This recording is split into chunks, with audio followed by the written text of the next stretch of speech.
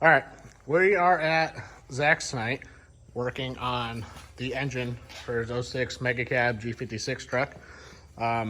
It's got a new motor and 3 tables of parts and various amounts of floor space that's being taken up.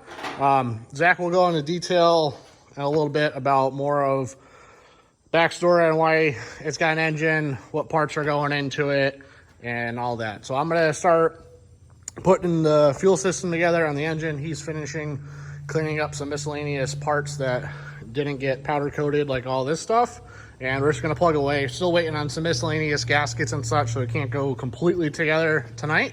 But he picks the hottest day of the year to do everything, so it's not necessarily a bad thing. So we're gonna sweat our ass off, but we're gonna get some work done. All right, so we're here with Zach, and we're in the process of rebuilding the engine for his 06 Mega Cab, and I'll let Zach talk a little bit about the truck and why we're in the position that we're in. Yeah, what's up, guys? So this is Zach. So I'm a 12 valve guy through and through. I bought a 21 to see what all this common rail noise is about, and I had nothing but problems with it. Was at the dealer more than I had it. All emissions related stuff. So I traded that thing in and found a pre-emissions 06 Mega Cab. I wanted a G56 truck. I wanted a pre-emissions truck.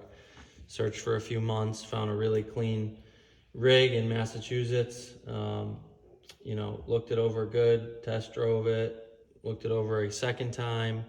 The kid who sold it to me was adamant it was a strong truck, just supposed to have a clutch and injectors and a tune in it. That was not the case. So right away started having issues with it. It started leaking a little bit of fuel. It had a bunch of injector lines loose. They were rattling around. And so Kyle and I here, we went through and we tightened up everything. We got rid of the little noise it was making from the lines. Took it for a test drive and she popped. So it was puking oil out the breather. It was puking coolant, pressurized the coolant system. So we thought it was gonna just be a head gasket and throw some studs in it and call it a day. But we popped the head and someone had been in there very recently, so I got sold a bag of goods.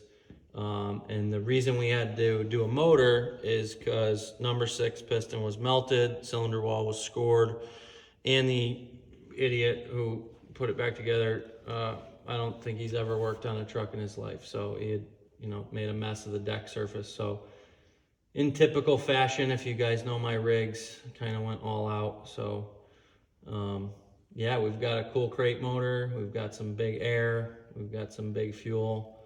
But you'll have to stay on the lookout for part 2, and we'll go into more detail then on what the whole setup is with what he went to for a motor builder and what he's doing for air and fuel. So keep an eye out for part 2, and we'll see you later.